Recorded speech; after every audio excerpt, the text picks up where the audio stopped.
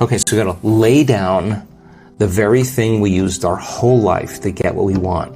The habit of doing it that way for something greater to occur. Okay. And what happens if we try to create from survival emotions? It just takes a long time. You'll just force it. Little steps at a time. You'll force it. Yeah. You'll force it. You'll fight for it. You'll compete for it. You'll manipulate. You'll cheat. You'll lie. You'll do anything to get what you want because that's what matter does when it's trying to change matter. And everybody's playing that game, right? Everybody's trying to accumulate the most amount of things. Right. Okay, so that's what abundance means to certain people. Get as many things as you can. Okay. You want that? Not a problem. But let's learn the formula of how to create, right? Yes. So then you'd have to feel those emotions before the experience occurred. And if you understood that you could dissociate all of your attention from this three-dimensional reality and have no attention on anything known, and understand that it's the field that creates matter, not matter that emits the field. And if you could get to that place and change your energy with a clear intention and elevated emotion, your heart starts beating in this beautiful rhythm like a drum. We've measured it so many times. And when that occurs, the next thing that happens, the heart informs the brain, it's safe to create now.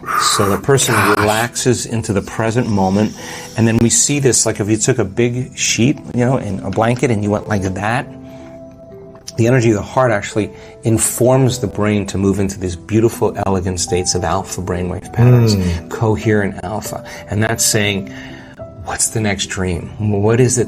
What's the next opportunity you want to experience? That's a state of creation. So now you have a Wi-Fi signal. You got a coherent brain, that's a directive, that's a signal out, and you got this coherent heart, that's what draws it to us, right? You combine those two, and if there's a vibrational match between your energy and that potential in the quantum field, and you're feeling abundant, and whatever your brain associates with being abundant, that's your call. That's what the creative process is. This is the creative center.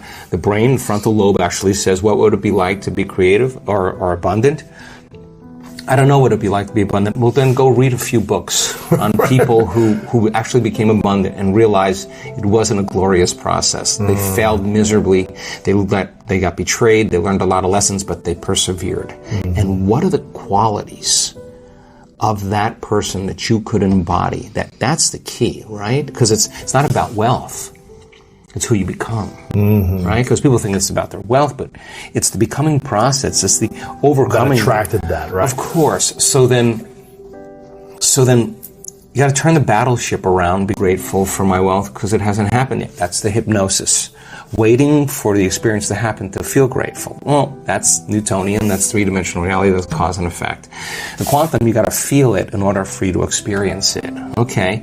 So this heart becomes like an amplifier. And it sends that signal out, and that frequency can carry the thought of your abundance. Suffering cannot carry the thought of your abundance. Lack cannot carry the thought of your abundance. It's a different frequency, right? We feel different feelings like suffering. We think different thoughts, right? So people can say, I'm abundant, all they want, but that thought is never making it to the body because it's stopping at the brainstem because the body's saying, I'm miserable, I'm unhappy, I'm in lack. Right? So the affirmation doesn't work, right? Okay. So let's go one step further. Yes. So if you practice this and you actually understood, well, we teach this pretty well, but if you learned it just like learning how to play handball or learning how to hit a golf ball, learning how to dance the salsa, if you just practice the formula, you got really good at it. If you were doing it properly then, what would be the outcome? The experiment of being abundant would be that you would have to feel that feeling. Get so good at doing it with your eyes closed. You got to do it with your eyes open. Now, why? Because if you're feeling the feelings of your emotions, of your future, you're no longer looking for them. Because you're in the future now. Your body is so objective that it's believing it's living in that reality where you are abundant. And as long as you feel that emotion, you're not separate from it any longer. You're no longer in lack. You're no longer looking for it to occur. Say, why hasn't it happened yet? If you're feeling abundant, why would you look?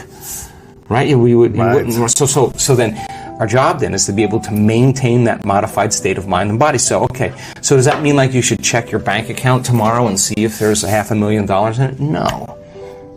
You keep tuning into that potential, and then here come the synchronicities. Yes. What's that? That's feedback in your environment. It's the universe saying, hey, Lewis, whatever you're doing, all of a sudden, you're starting to create, right? And I think it's so important for people to remember that they're the creators of their lives instead of the victim of their lives, right? So the victim is saying, I'm feeling this way because that person or that circumstance or I don't have any money is causing me to feel this way. That's my relationship with money. What that really means is I'm using my lack to reaffirm my dependency, my addiction, my conditioning. That's my relationship with money, is that I put my attention on money because I don't have it. So their relationship with money is, of course, built on lack. And so when they don't have it, they feel bad. And what they're really saying is, my outer environment, my reality is actually controlling the way I feel and the way I think. So, Lewis, why are you in a good mood today? Things are going good. Why in a bad mood? Things are going bad today. So this unconscious program of victimization is saying that we're allowing our environment to influence the way we feel and the way we think. Isn't that what victimization is? And the stronger the emotion we have to our lack, the more we put our attention on the fact that we don't have it, right? Yes. So then the person has forgotten that they're creating reality because what they're creating is lack. And they're creating more of it. And then they try harder, and they force harder, and they control more. And they're more exhausted, and their body's tired. And they're breaking down, right. So the experiment then is, let's try it another way. Let's create from the field instead of from matter. Get a coherent heart, get a coherent brain, relax in the heart, and energy moves right into the brain. We've measured this 1,000 times. And all of a sudden, the person moves into these beautiful, elegant brainwave states where they're super creative, right? So the longer you're conscious of that energy, the more you draw that future to you. So then, what does the synchronicity mean? It means whatever you're doing inside of you is producing that effect outside of you. Pay attention to what you did. Keep and doing do more it again. Yeah. So generate a little bit more abundance. Just do it for an experiment. Now, when the synchronicity happens, do you think you feel suffering or do you think you feel a little excitement? You feel inspired, right? So then that synchronicity is saying, use this energy, use this feeling. It should be easier for you to feel this now, and go back and do it again. Keep the experiment going. Then here comes the promotion. Here comes the email. Here comes the person you meet at the right time. Yes. Right? Whoa, we have something happening here, and then that becomes the momentum, right? So then we generate abundance. That's how we do it. And the relationship, it doesn't just happen by accident. We generate it. We generate abundance, right? So then, if you have an hour meditation where you're tuning into your abundant future, but then you're spending the other 15 hours a day in lack, don't expect anything to change. You defaulted. You're back to the old energy. And if you say it's that person or that circumstance or that bank account, I'm going to say you're back to the unconscious program of being a victim, right? So then let's go a step further.